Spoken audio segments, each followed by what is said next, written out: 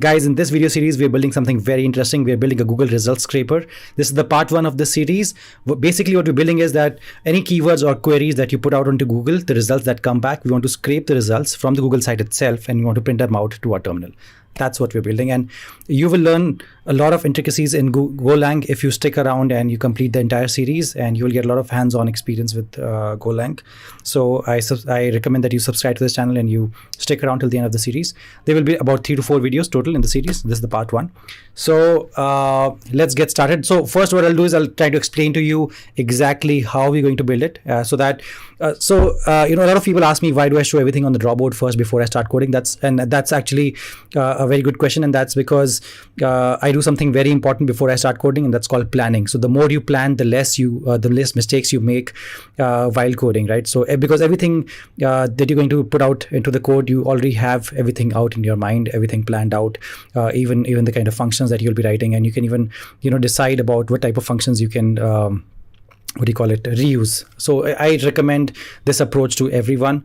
You have to always put something out on the drawboard or on the paper before you start writing any code. Otherwise, you'll make so many mistakes, so many silly mistakes that they'll take a long time to fix all the bugs. So, so let's get to our drawboard. So on a drawboard, first let me explain to you what we're going to build, and then once I start building that in code, you're going to understand everything so much better. So what we're going to do first is we're going to define the search result that we're expecting. So we'll use a Golang struct to define the kind of search result that we are expecting from Google.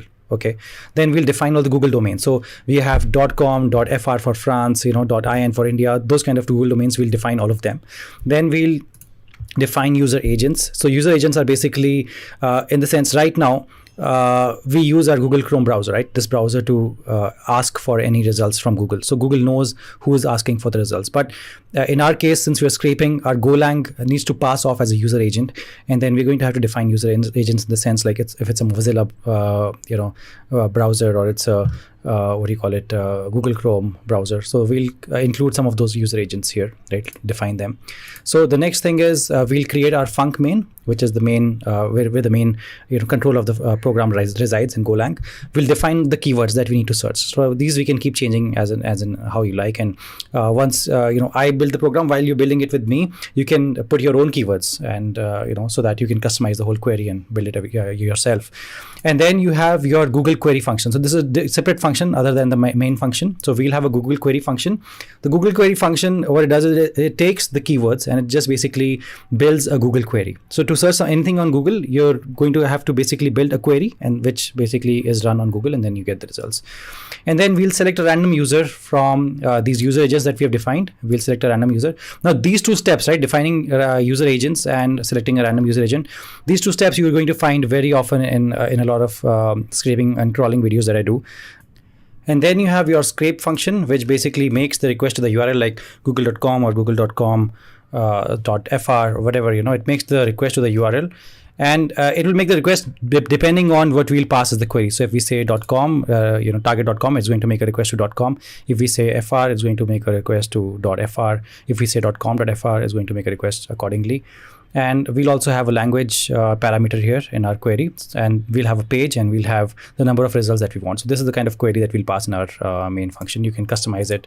So the whole point is that we'll keep everything very customizable so that you can play around with this later on and learn from it. So at the end, what we'll do is we'll pass the result. We'll have to parse the result that we get back from this URL, right? The whole HTML, and we're going to store it according to our struct, and then we'll append it to a list, append all the links to a list, and then we'll just going to print it out. That's the whole that's the whole plan right now. And we may make small tweaks to it. I may need to change the name of the functions, or I may create new functions. So but right now what's important is to have some plan at all, at least, so that you can make changes to it later on rather than having no plan at all, right? Now we'll start writing the code. And as you can see my terminal on your screen right now. If you're on Mac and using terminal, or if you're on Windows using PowerShell, if you're on Ubuntu using terminal, doesn't matter. The commands will be the same here. So I'm going to cd into the directory where I store all my Golang code. So in my case, it is Go code. And here I'm going to create a directory for the new project. I'm going to call it scraper for Google. And I'm going to cd into this scraper for Google And here I'm going to init this project, right? So how do I initialize this project? I create a go mod file. The go mod file, if you're new to Golang, it's very similar to the package.json file if you're from a JavaScript background. Okay, so it basically contains a list of all the projects or the dependencies that you're going to use in your project. All right, so go mod edit. I'll say github.com/akhil/scraper for Google. Now I'm using a github.com link because this is just a best practice.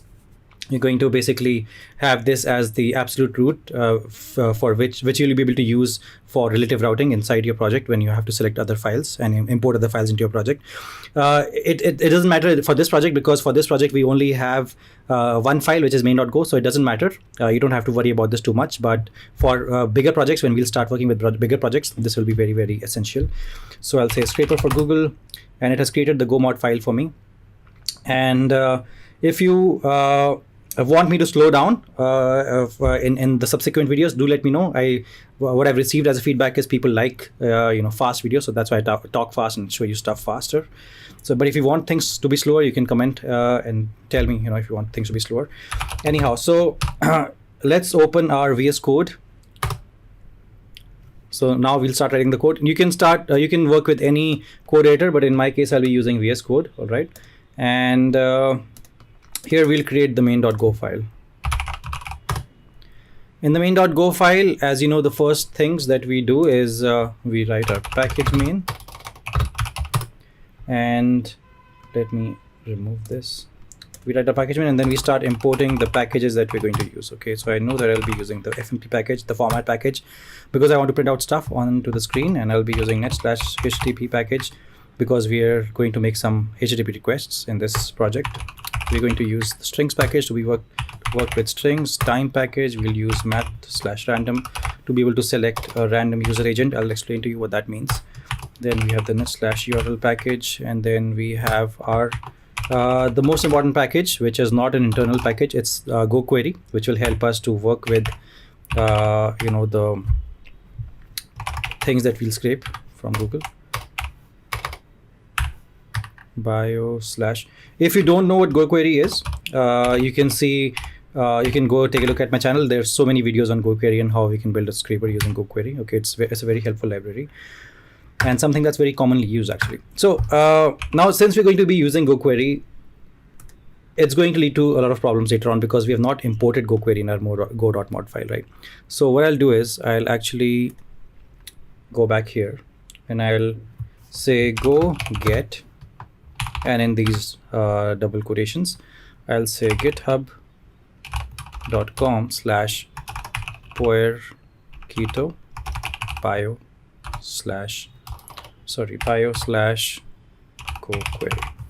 Okay. What this will do is it will add the dependency to this project and also create a record of it in my go mod file.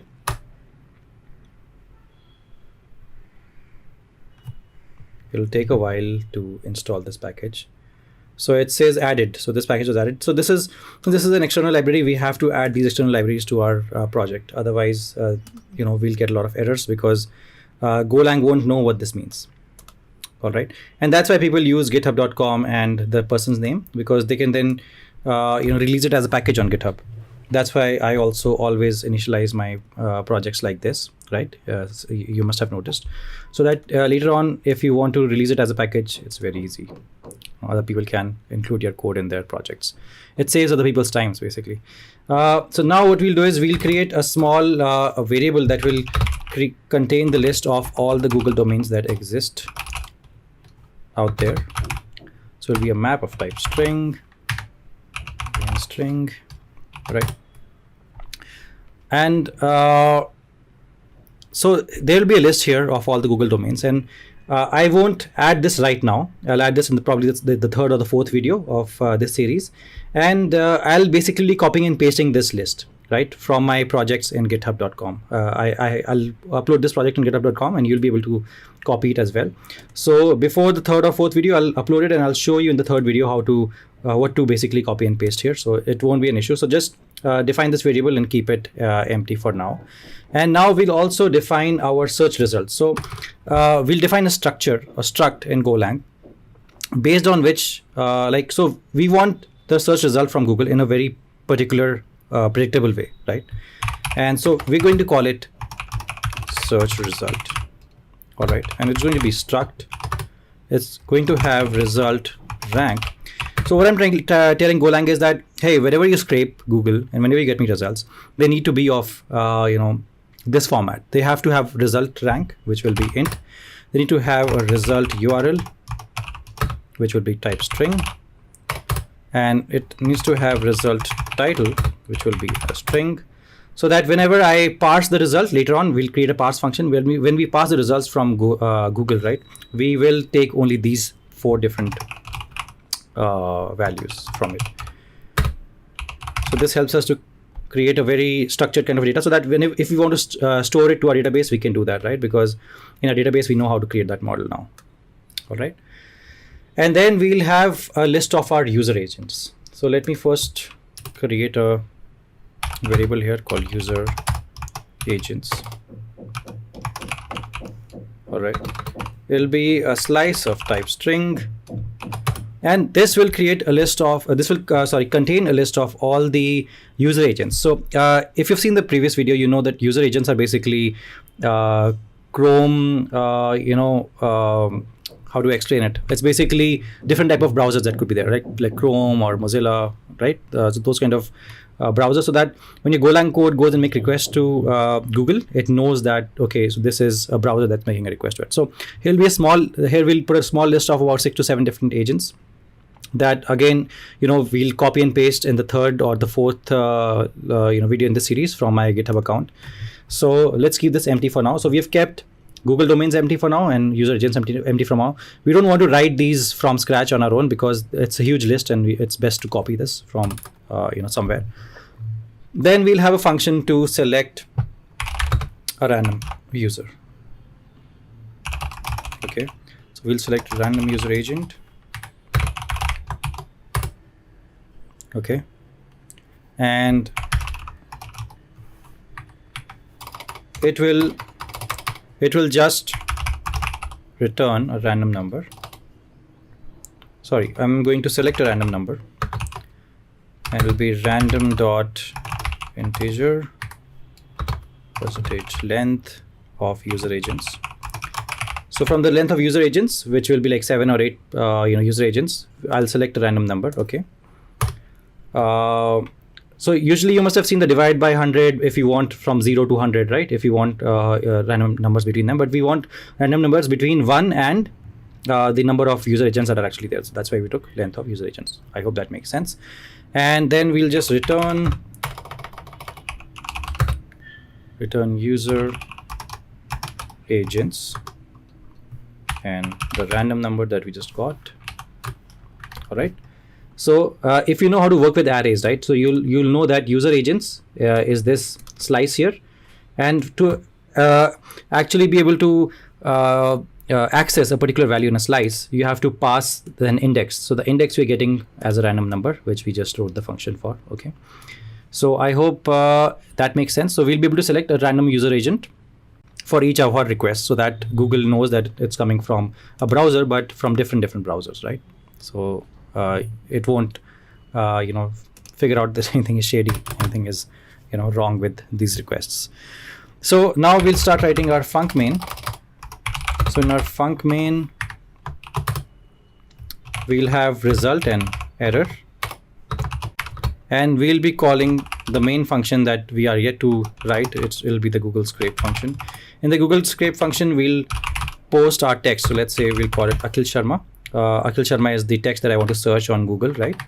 And then there'll be a few things more that we need to pass, a few more parameters that we need to pass, but we won't do that right now.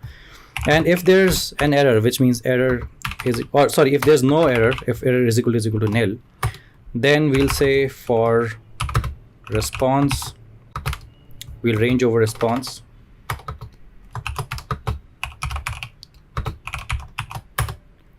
And we'll say fmt.println, and we'll print the response. Okay. So I hope that makes sense. So if the error is nil, then that means there's no error. Then we're going to print out the response. Okay. So I hope that makes sense till now. So we're going to have a Google Scrape function. We have a random user selection function here. And we've written our func main. We have defined the structure of our search result, and we're going to be having a list of Google domains. So we're going, pretty fast and pretty okay till now. And in the first part of this series, we saw the approach that we're going to follow to scrape and start writing our project. And in the second video, we started writing some code for our project. We had reached till func main. We had written the function for random user agent as well. And now in this video, in the part 3, we want to start writing this Google Scrape function.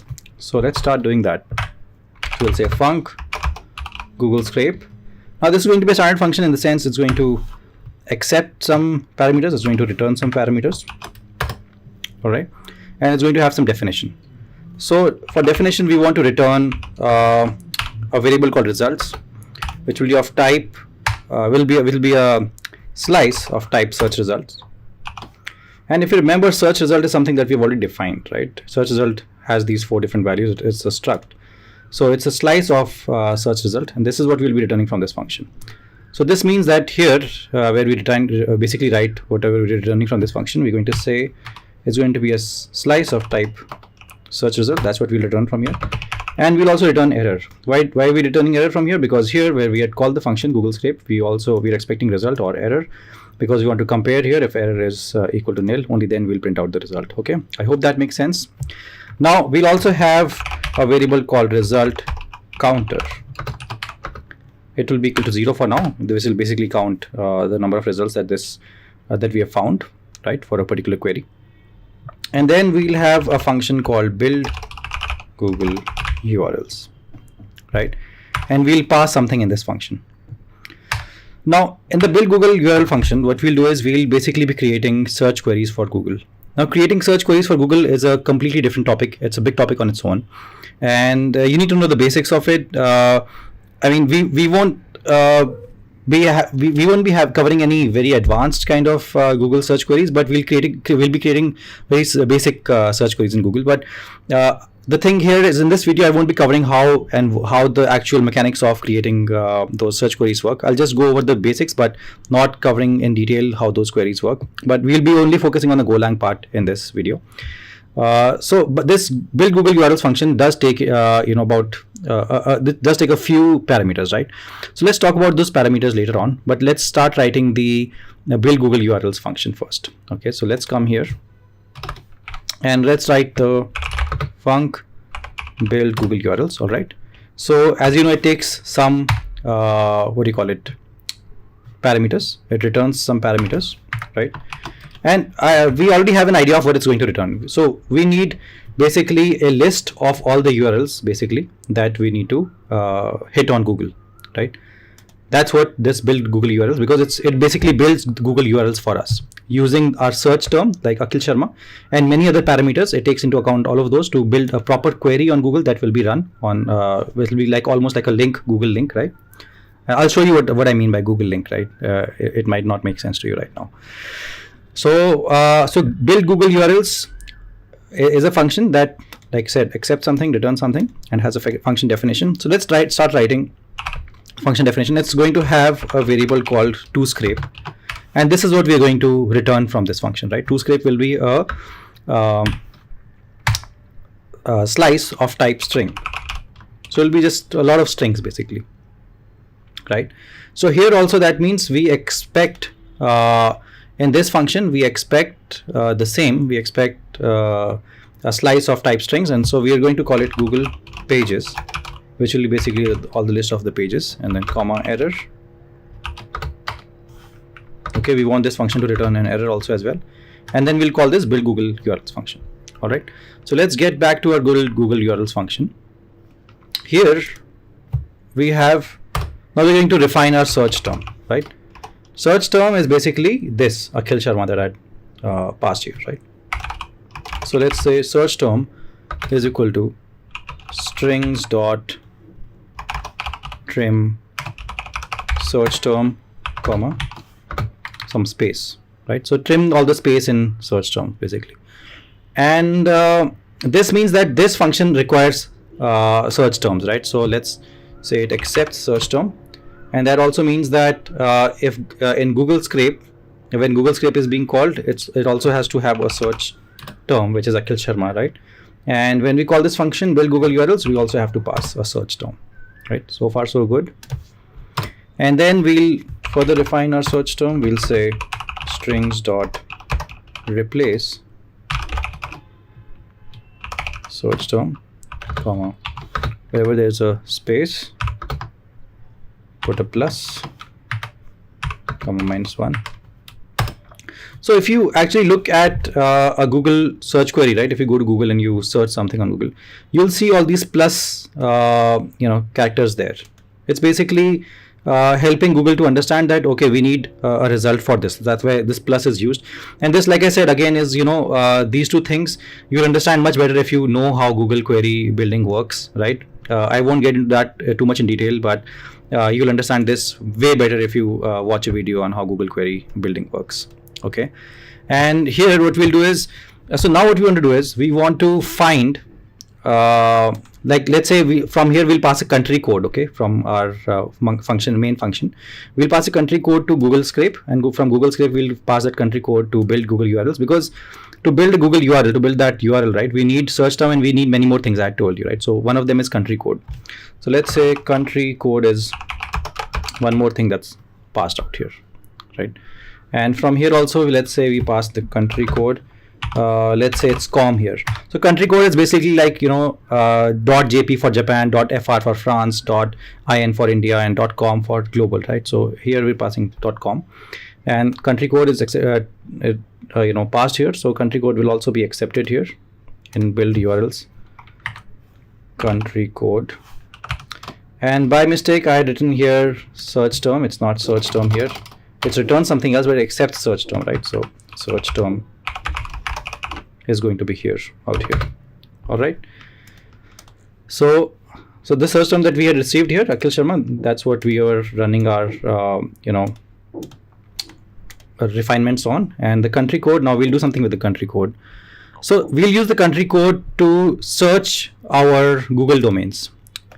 So now, like I think I told you in the past video that we'll be having a big list of Google domains out here, right? It's going to be a big map basically of Google domains, and what that Google domain is that map is going to look like. I'll put two small examples here so that you'll understand. It'll help you visualize later on, how that map will actually look like. So it will have these kind of values. It'll have this country value, country code value, and it will have the link that I was talking about earlier, right? Google link. So it'll be HTTPS and www.google.com/search ?query. So if you've called any API ever, you know that this is how you pass the parameters, right? ?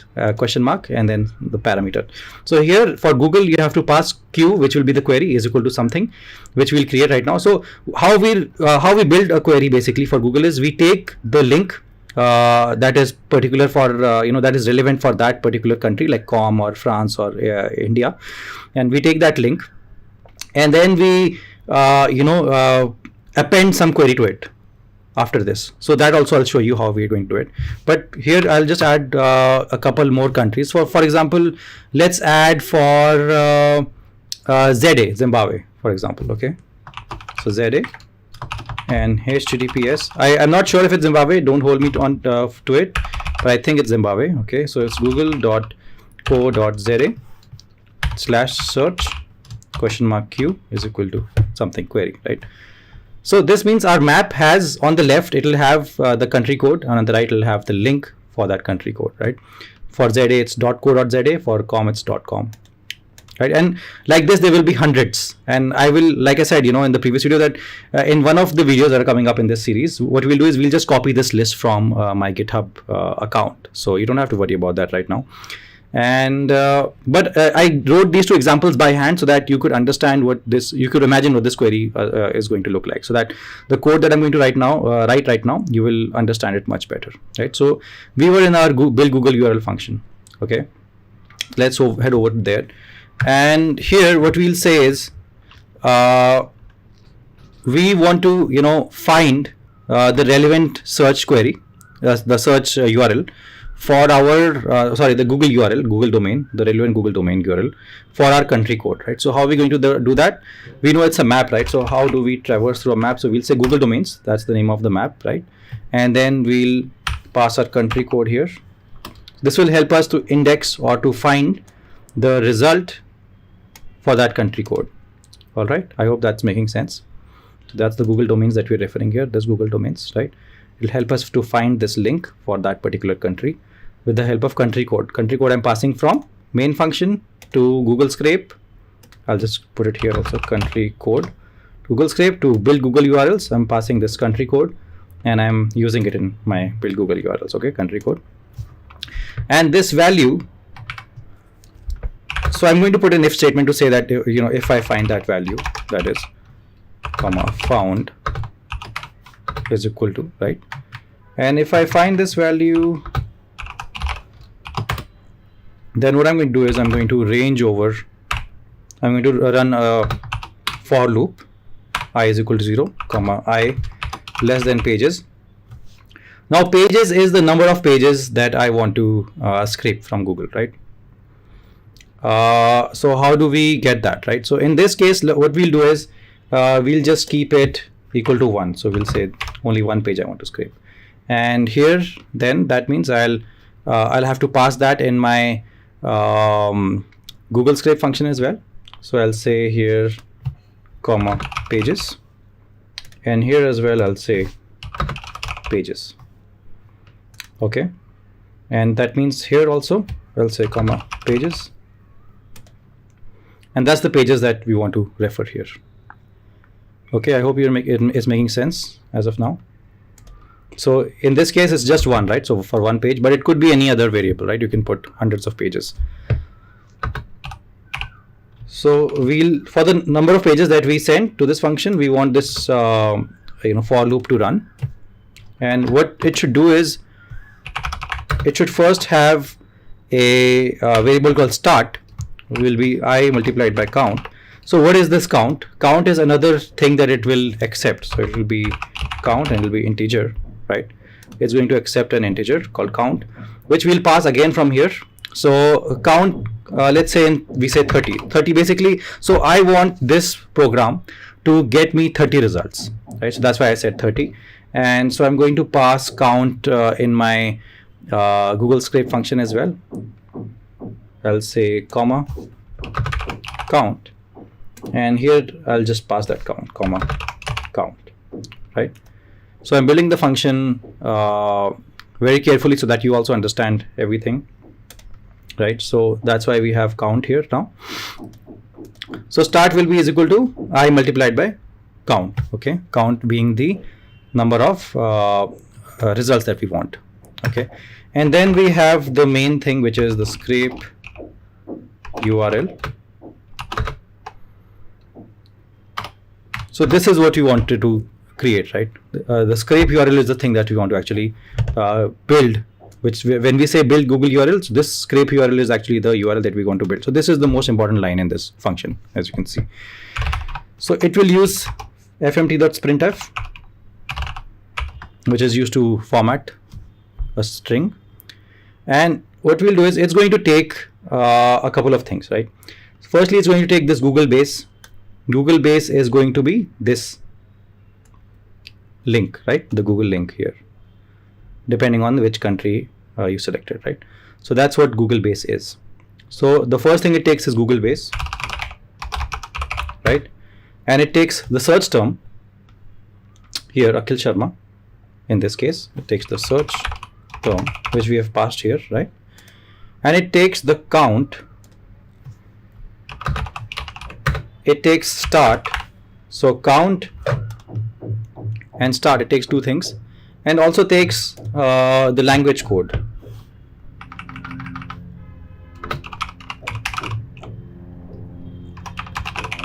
Okay. And what is the language code? You must have this question, right? So language code is basically like, EN for English, FR for French, and Espanol for Spanish. I don't know what it is, but it's EN for English. That's what I know, right? So this is the language code that I need to also pass to my Google Scrape function. Okay, and I also need to so where's the Google function? Yeah, so here along with count, I need to pass the language code. It's of type string, and here also we'll pass the language code. All right. Okay. So to build the Google URL, we need these things. We need the search term, country code, language code, pages, count, all of these things, right? So we need all of these things out here. And so let's come back to our Google URL function. And so we have seen that it needs Google base, search term, count, language, start, but it needs it in a particular format, right? The Google search query is in a particular format. So it's basically, this is what it'll look like: %s, and number is equal to %d and HL. So I'll put this code on GitHub. You can copy it from there. You don't have to worry. But this is the kind of query that Google is expecting. So let me write it down and then try to explain to you what's happening out here. Start is equal to %d and filter is equal to 0. All right, so Google base is going to come out here. This %s, as you know, printf helps us format it, right? So this %s will be Google base. This %s will be the search term, right? So Google base and the search term here is Akhil plus Sharma, because we did this right out here, this thing. So it will look like this. And then number is equal to %d, which is the count. Okay, how many do you want? How many results do you want back? And HL is equal to %s, which is the language code will be out here, substituted out here.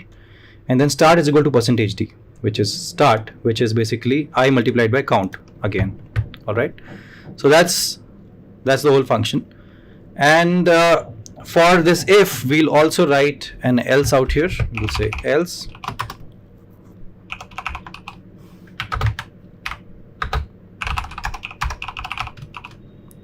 we'll turn an error saying country %s, whatever country that we passed is currently not supported, and here we'll pass the country, which will be country code. All right, the error f, basically you need to remember it's error f, not just error, because fmt is the package that we're using. So inside that is the function called error f. I always forget the f and it leads to a big error. So we have to return, as you know, two things, nil comma error. So the two things we return from here is list of or a slice of strings and error, right? So if there's an error, then obviously we'll return nil for this slice. We don't want to return the slice here, and then we'll return the error. But if the error is not there and everything is okay, then what we'll do is we'll just return toScrape, which is this, right? toScrape, we'll return that, and comma nil, which is no error. So I know this part is slightly complex, right? But if you know how to build Google queries, I know how to build Google queries because I've been working with these type of queries since a long time. So it's not very difficult to understand. But if you also watch a video on how to build Google queries, it will all make a lot more sense. But I think I've still explained to you, even if you've not watched any videos on Google query building, I think I've still explained to you quite a bit out here, how we're doing it. So it's nothing, basically. It's just taking this, the link of google.com search, and in the query is going to pass the query, which is a search term, and the number, as in how many results do you want, the language, and start. So all these things is just passing. Very, very straightforward. I don't think there's any need to get confusion here. But even if you get confused, you can always put that in the comments below, and I will help you fix it. You don't have to really worry. Now I think let's try and get back to our Google Scrape function. All right. So here we're expecting two things, Google Pages and error, right? So let's now handle that error. Oh, sorry, I've said Google here, not Google. So I just corrected that. So if error is not equal to nil, that means if the error is there, then we're going to return nil, comma, error. So if the error is there, we, for the search results, we don't return anything. We say nil and we return the error actually, right? So we have the build Google URLs and the function in place. We have the Google scrape function coming up, and the Google Pages, the list of the URLs that we'll get from the build Google URLs, we're going to range over those, and we're going to do a couple of things. So in the past 3 videos, we have written this much code, as you can see, and in this video, we'll continue this. But first, we'll have to make a couple of corrections. Now, if you can see here, my Google scrape function expects search term, then country code, and then language code. But when I'm calling this function from my func main, I'm passing the search term, but then the language code and then the country code, right? So this can lead to a lot of possible problems. So what I'll now have to do actually is I'm going to have to change this and put en out here. So basically I'm passing the country code and the language code. And here also for build Google URLs, I'm sending the country code, then the language code looks okay. But here in the build Google URLs, right, even though I'm passing the language code, I'm not accepting it here. So I have to catch this parameter here, language code, which is of type string. Right, so now all seems to be okay to me. And there's one more small change. For our random user selector function, we need to initialize it properly with the help of the seed function. You can read about this on the random library page in the Golang docs, right? This helps us to create a truly random number every single time. So now we're done with the corrections, and now let's get back to our Google scrape function, which we had written in the previous video, right? And we had written the build Google URLs function as well, and the result that we get back from it, which is Google Pages, which is basically the list of all the URLs that we need to put a request on Google for, list of all the URLs, right, that we built using Google Query Builder. And we have also handled the error. Now what we want to do is we want to range over these pages, all these pages, right? So what we'll do is for the iterator in page equal to range Google Pages. We need to range over the pages, okay? And response and error is equal to, we'll call a function called scrape client request. This function will basically make the request to that this query that we have built, right? So one by one we go through all the queries which is in our Google Pages variable, and one by one we'll call or make request to that URL using our scrape client request function. Here we'll pass two things. We'll pass the page, right, the page, and we'll pass the proxy string. So you don't have to so in this function, I will keep the proxy string as nil. Okay, here I'll pass a nil value from here. Proxy is basically if you want your server or let's say your computer to use a proxy to make a request to Google. In my case, I won't be using that, but I'll still include this here so that you can pass a proxy if you want to, right? And error not equal to nil, which means if there is an error after calling this function, we will return nil, comma, error, right? These two things we'll return. And now we'll call another function. So for all these URLs, right, we have to call three different functions. One where we'll scrape client request, we'll make the request to the client, and then we'll also parse the result that we get. Okay, so we'll say Google result parsing function. And I've talked about all of these functions in the first video where I'd shown you the diagram and all the functions that we'll be creating and why we are creating them, right? So Google result parsing will take the result counter and the response that we got here, response that we got from after making a request to that URL, we're going to pass it here, and the result counter will pass here. Okay, these two things. And here also we'll handle the error. So if error not equal to nil,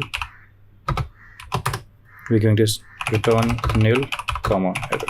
So if error is there, then return nil for the search results and pass the error to the main function. And then we'll have a result counter plus equal to length of data, the data that we get from here, right? And now we'll go over this data that we get here from here, right, so after passing the result, and we're going to append that into our result. So we'll say result, sorry, we'll go over that. So for result equal to range over the data, and we'll say results equal to results. If you remember from here, results is the slice of search result. Search result basically, since our for loop is going on, we'll receive search result one by one from parsing that result, right? So we'll make a request to that Google URL, we'll receive something, and then we'll parse it. By parsing I mean creating it into this kind of a structure, search result structure, and that data that we receive from here, we'll range over it and we'll append that to our results slice. So results is equal to append results comma result, this particular result that we got. Okay, so I hope that makes sense. And then we also need to say time dot sleep, like towards the end of this for loop. So every single time it will sleep for some time. It will go for one particular page. It will do all of these things. Then it will wait for some time, like time sleep, and then again it will go through the next iteration of the for loop, right? So we want to pass something here. In my case, I think I'll pass 10 seconds because I wanted to wait for 10 seconds before scraping the next page. And in the proxy string, like I said, I'll pass nil in the proxy string, right? So these two things also need to be accepted by our Google Scrape function. All right. So after my language code, I'll accept this proxy string, which will be an interface.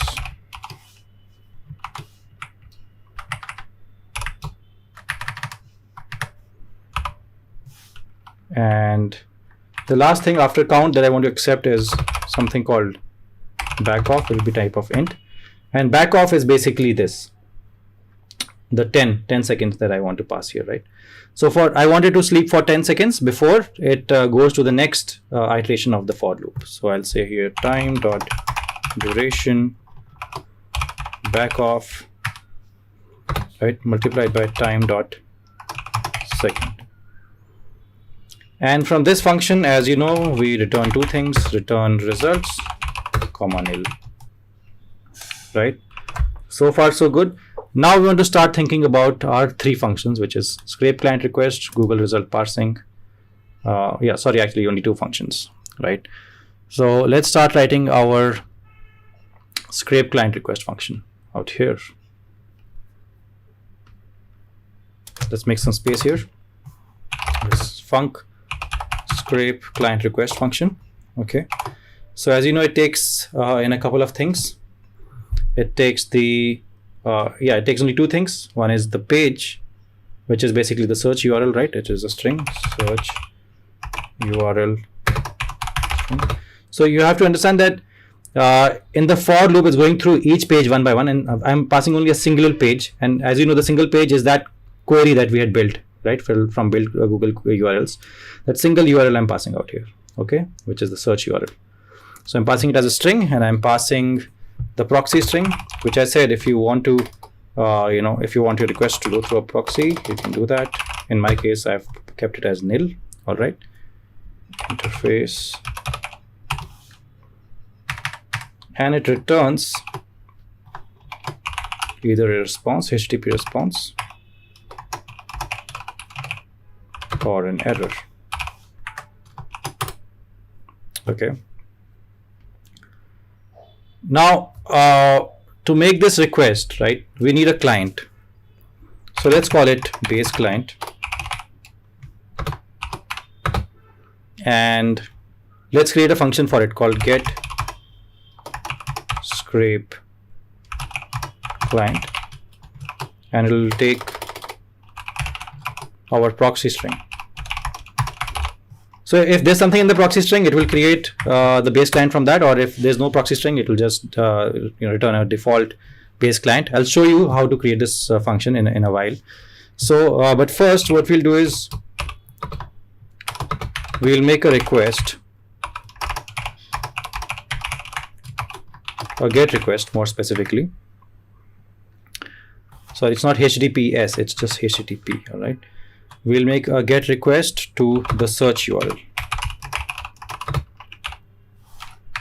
Okay, and we're also going to set the header dot set for the user agent using our random user agent function. Okay, so we have set the header, and we have also made a request, get request to the search URL. The search URL, as you remember, we got from building our build Google URLs function, right? And now we'll say base client dot do request. All right, and if response dot status score is not 200, which means there's some problem there, not equal to 200, then we'll say fmt dot error f scraper received a non 200, sorry, this is between double quotes, so it has received a non 200 status code suggesting a ban.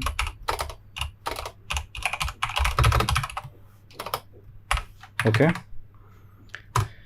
and if there's an error, you know what we do, we return a nil for the results, and we return error, the error itself. Okay, and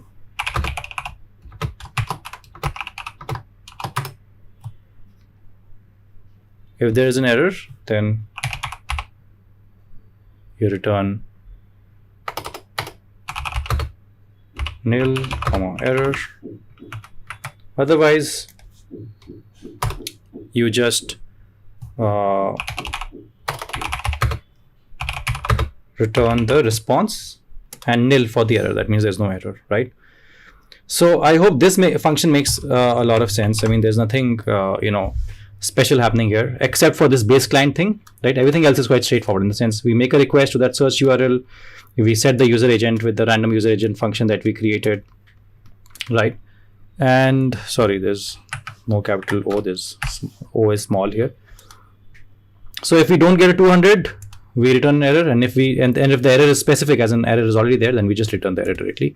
Otherwise, we return the response. Okay. Now we have to start thinking about the base client thing, right? Or the get scrape client function. So I'll take a break from this video right now, and in the next video of this series, we'll create the get scrape client function, and also we'll create the Google result parsing function. These two functions are pending from my side. And in this video, we'll have to create our get scrape client function, which is part of the scrape client request function, right? So this was pending from our end, get scrape client, and also this function, Google result parsing. These two functions were pending from the last video, right? So let's get started. So I'll start creating the get scrape client function out here. So we'll say func get scrape client. All right. So this function will take some parameters. It will return some parameters. Okay. And also it will have a function definition. And the thing that I want to return here is basically the HTTP client that we'll use to scrape. Okay. And now, if you remember in the second or the third video, I told you that there's something called as proxy string. So we can either say that use the proxy as our HTTP client or use a default HTTP client. So this is our default HTTP client, right? But there's a possibility that there could be a proxy string as well. So we'll say proxy string. It's of type interface. And what this function returns is the HTTP client, right? So we'll pass a pointer there because you're passing the address of the HTTP client. Now, this in the default case, I want to return the HTTP client, and I want to switch.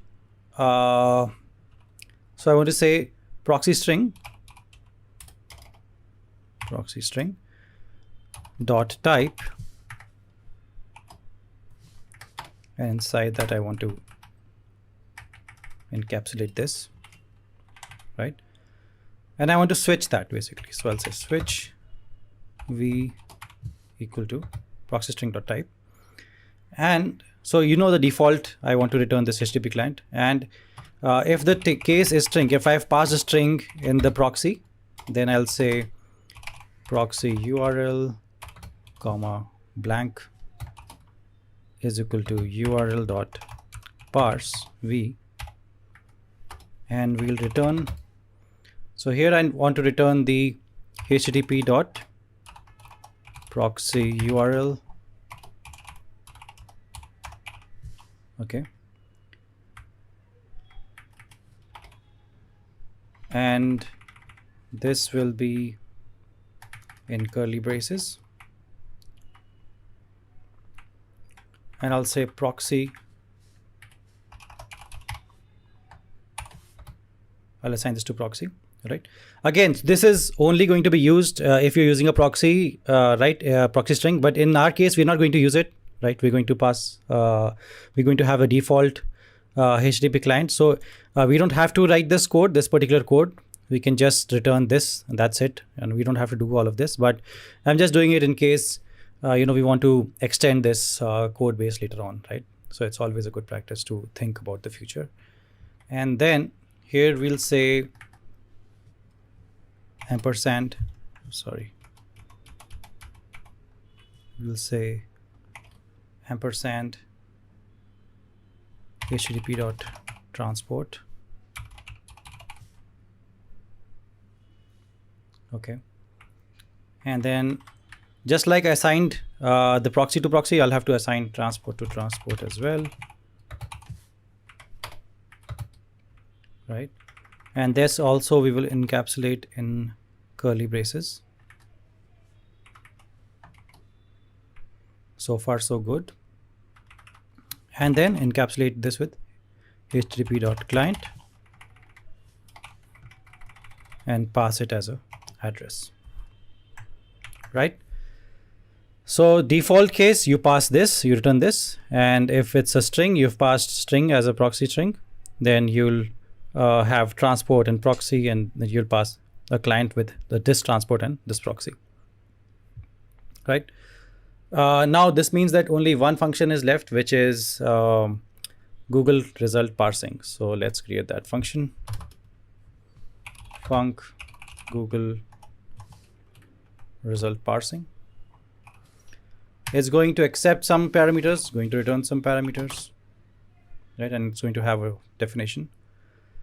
So the thing that we'll be passing to it, right? If you see Google result parsing out here, we are sending the response that we received after we scraped the client, right? We are sending, like after we made the request, we received some response, and that's the response that we are sending to this, right? And then we're sending something called as the result counter as well.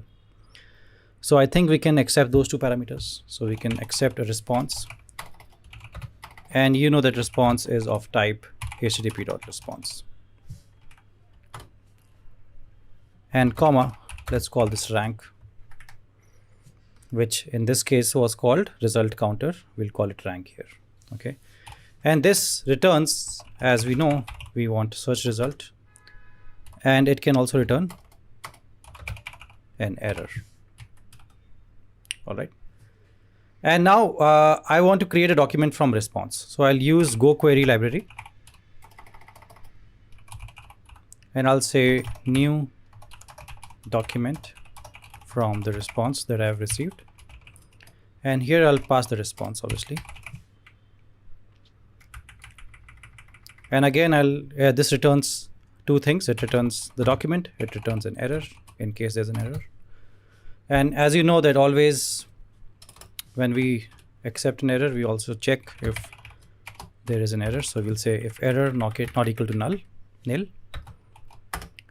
we need to return nil for the search result, and we need to return the error if there's an error. Okay.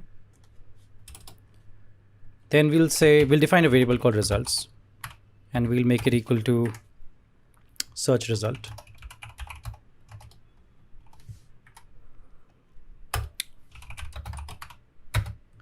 And we'll have a variable called cell.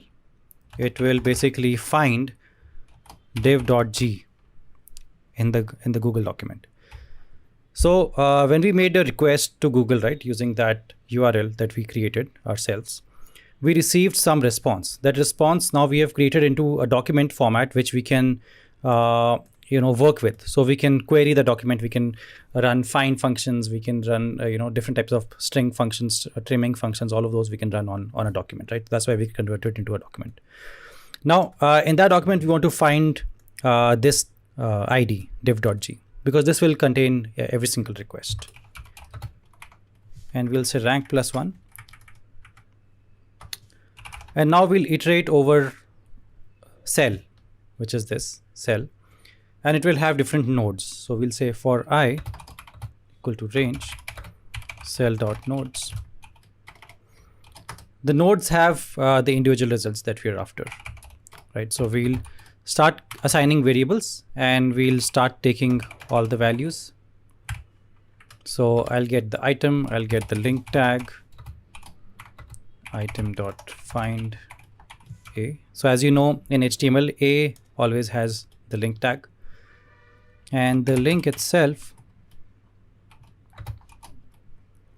will be in link tag dot attribute href, right? When you have an a tag, you'll have href. That's why you said link tag dot attribute href. And then we'll have the title tag item dot find h3.r. Then we'll have a description tag which will be item dot find span.st, and we'll have a description which will be description tag that we just got here, description tag, right? Dot text. Then we will have our title, which will be title tag dot text, right? This title tag. So we have found the title tag. h3.r is the element that has the title tag. We'll convert it into text to get our title, and for description tag we'll get the description tag using span.st. So these basically are used by Google, right? And so div.g and h3.r, span.st, these are all used by Google. And we're finding and keeping those items, and then we're getting our variables like description and title.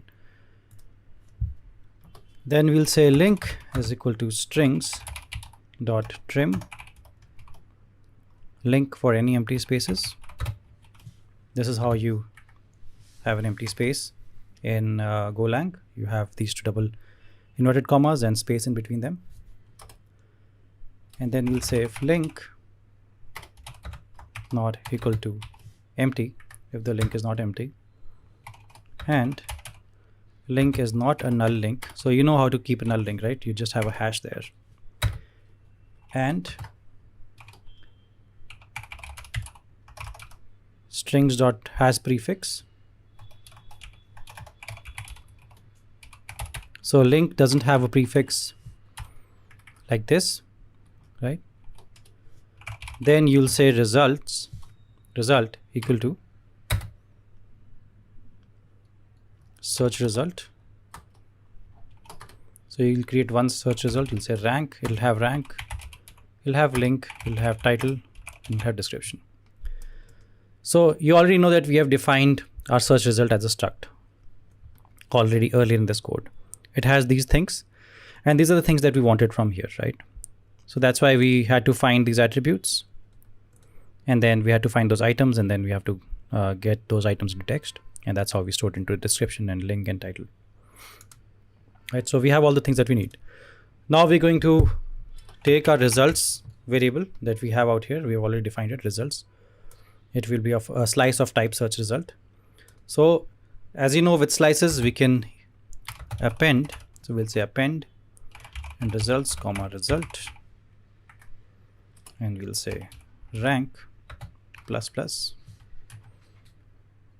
and from here, from this function, we will return results comma error if all goes well. Okay, so far so good for you. So we have both the functions properly written, and I'm going to take a break here because I think we have completed our time, and in the next video I'll do two very simple things. I'll just copy and paste all the Google domains, and I'll copy and paste all the user agents, and then I'll also push the code to GitHub so that you can copy these two things as well. And then what we'll do is we'll actually try running this code, and then I'm sure there'll be a lot of errors, so we'll have to fix those errors one by one.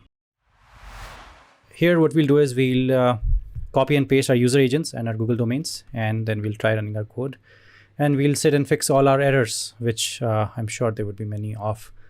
So first, let me copy and paste all the Google domains. And so you don't have to worry, you will find all these domains in the GitHub code. I will post the link to the GitHub code in the description box. So I've pasted my Google domain links, and now I'll paste my user agents list. I've pasted my user agents list as well, and now it's time to go ahead and try and running this code. So I'll see you in the terminal. So back in our terminal, we'll try to build the file. We'll say go build, and as we can see a lot of errors. We can on 242 line, 243, 272, 274, 279. So let's start with the 242 line first. So if we go with 242, it says I++, there's some issue with I++. That means should have been a semicolon here, right? So that works. And this is the build Google URL function, right? So here we're returning to scrape, but we're not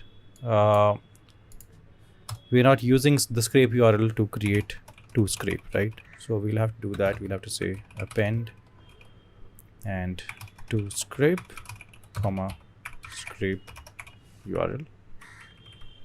Here will be the comma, and URL is capital. So all of this makes sense now.